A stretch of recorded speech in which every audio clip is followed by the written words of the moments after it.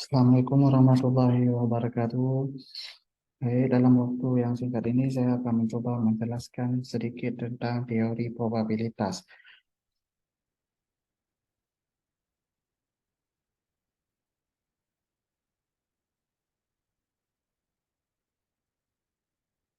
Pertama, ada noise dan variabel acak, di mana pada setiap pengukuran pasti mengandung noise, dan jika pengamatan dilakukan beberapa kali, setiap pengukuran akan memiliki noise berbeda. Informasi tentang jangkauan atau rendangan dan bentuk pencari ini juga harus disediakan untuk mengkarakterisasi data secara lengkap. Kemudian konsep variabel acak ini digunakan untuk menjelaskan sifat.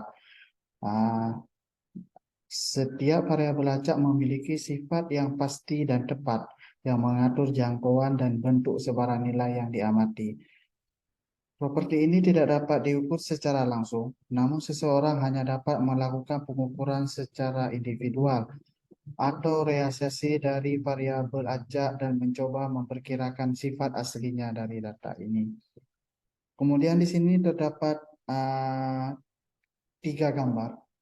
Pada gambar A merupakan histogram yang menunjukkan data dari 200 pengulangan percobaan, di mana datum D diukur dan noise menyebabkan pengamatan terbesar tersebar di sekitar nilai rata-ratanya D sama dengan 5. Kemudian pada gambar D merupakan fungsi kerapatan probabilitas atau yang disingkat dengan PDF, PD dari data. Kemudian gambar C merupakan gabungan dari gambar A dan gambar B. Histogram yang biru dan PDF yang merah ditumpang tindihkan. Dapat diperhatikan bahwa histogram memiliki bentuk yang mirip dengan PDF. Kemudian pada gambar ini terlihat bahwa area yang diarsir PD delta delta D merupakan fungsi dari kerapatan probabilitas PD yang memberikan probabilitas P bahwa pengamatan akan berada di antara D dan D tambah delta D. Kemudian di sini terlihat bahwa titik kemungkinan maksimum dari fungsi kerapatan probabilitas PD yang memberikan nilai datum D yang paling mungkin secara umum. Nilai ini bisa berbeda dengan datum rata-rata yang berada di titik kesetimbangan distribusi. Kemudian di sini terdapat beberapa gambar tentang noise dan variabel acak. Pada gambar A dan D, parabola berbentuk QD di mana QD sama dengan D kurang dengan D dikuadratkan. Kemudian digunakan untuk mengatur lebar dua fungsi kerabatan probabilitas PD. B dan E merupakan memiliki rata-rata HDI yang sama tetapi memiliki lebarnya yang berbeda. Ide produk di mana-mana kecil untuk memiliki fungsi sempit C, tetapi memiliki ukuran puncak besar untuk distribusi yang lebih luas.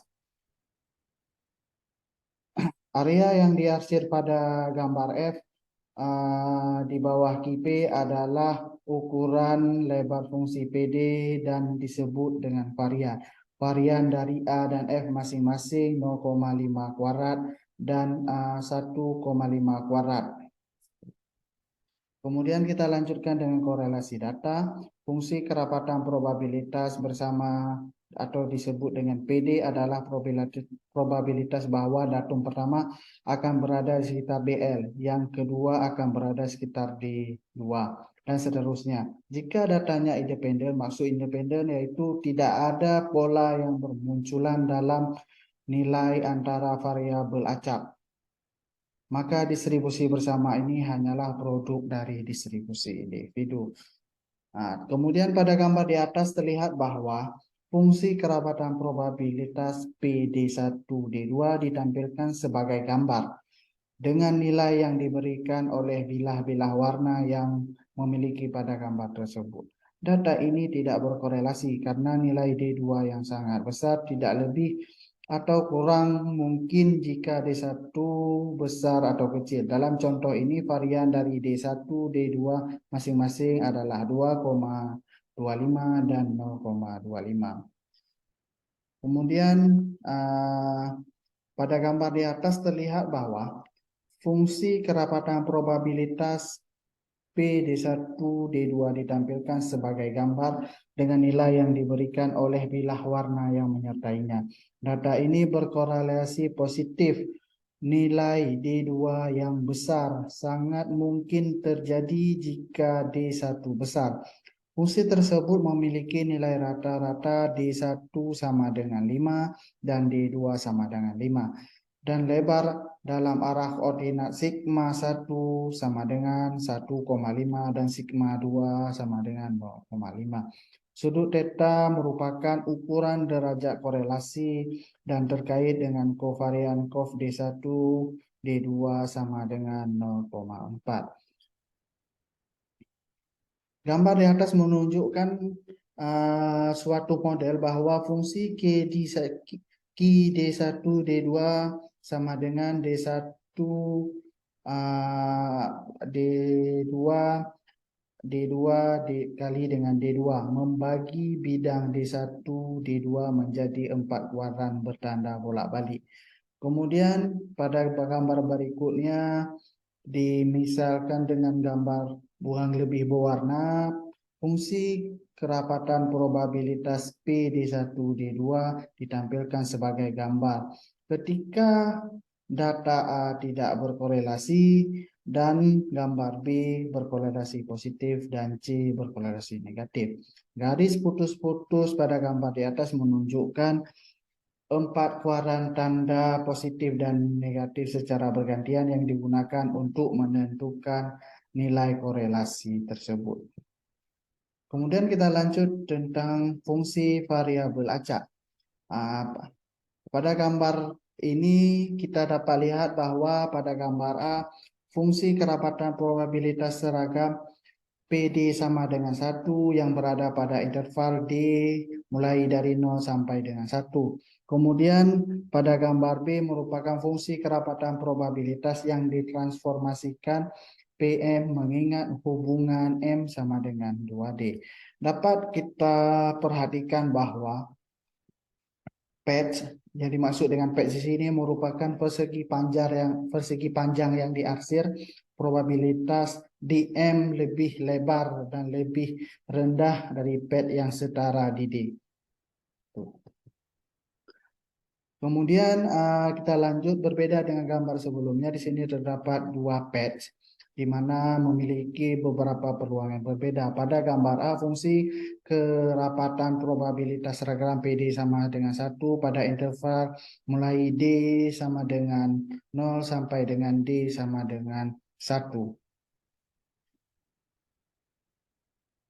Fungsi kerapatan densitas probabilitas ditransformasikan PM mengingat hubungan M sama dengan D kuadrat. Dapat kita perhatikan bahwa bidang dengan probabilitas yang sama memiliki tinggi dan lebar yang sama dalam variabel D. Diubah menjadi luas dengan tinggi dan lebar yang tidak sama dalam variabel M. Kemudian kita lanjut. Pada gambar A di samping menunjukkan bahwa fungsi kerapatan probabilitas seragam P D1 D2 sama dengan 1. Pada interval D1 berada pada 0 sampai dengan 1, kemudian D2 berada pada 0 sampai dengan 1. Juga ditampilkan bahwa ada sumbu M1 dan M2 di mana M1 adalah D1 ditambah dengan D2. M2 sama dengan D1 kurang M2.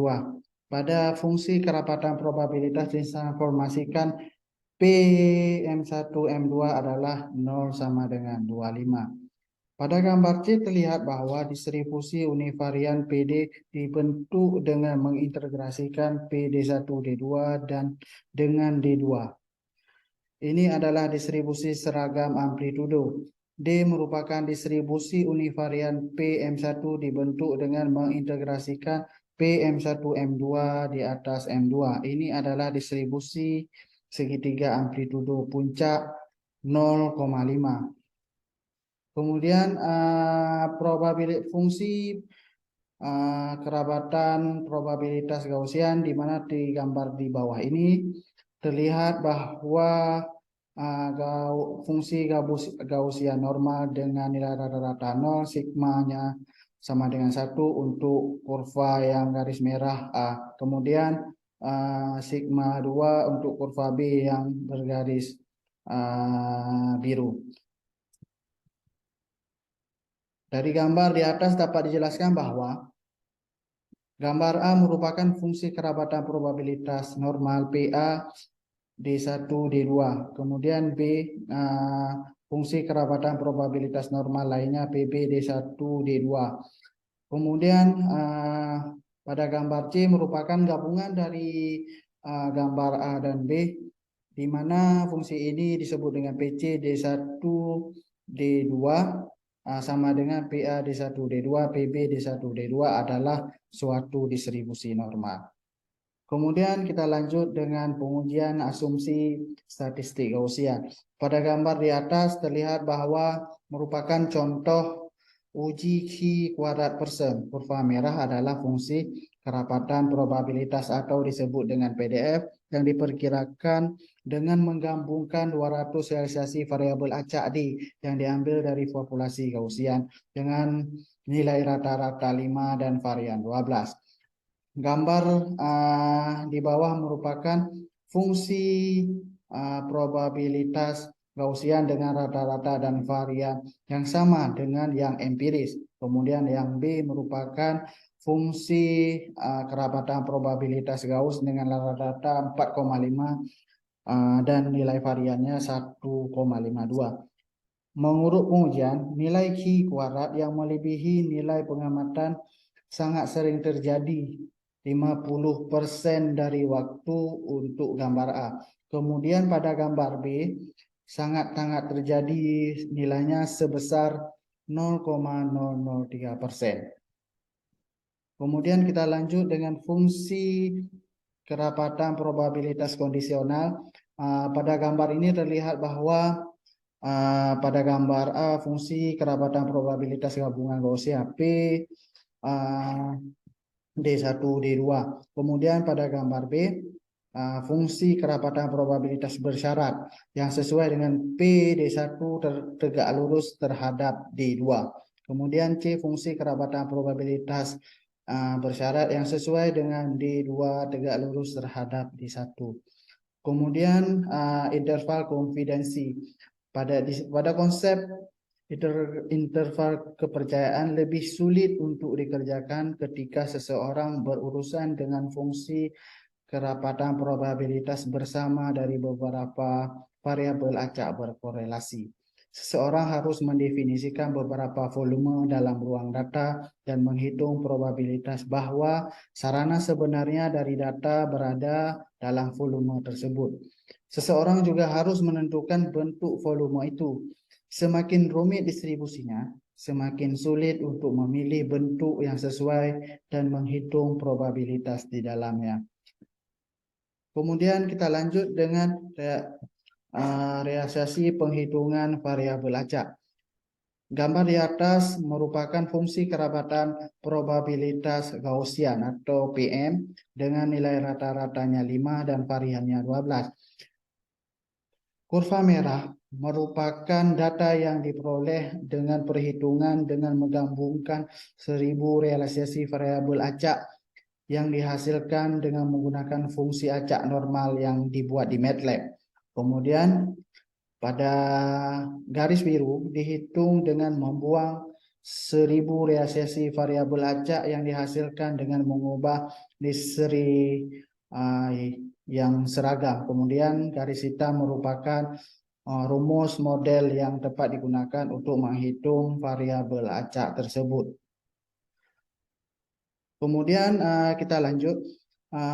Di sini terdapat dua kurva, di mana kurva histogram pada kurva biru ini 5000 realisasi variabel acak D untuk fungsi kerabatan probabilitas yang pada kurva merah. Kemudian PD sama dengan 1/2 C eksponen minus D mutlak dengan C. C sama dengan 2. Di mana pada gambar di atas terlihat bahwa A realisasi dihitung dengan mengubah data yang diambil dari distribusi seragam dan B merupakan realisasi yang dihitung menggunakan algoritma Metropolis atau Hastings. Mungkin ini yang dapat kami sampaikan.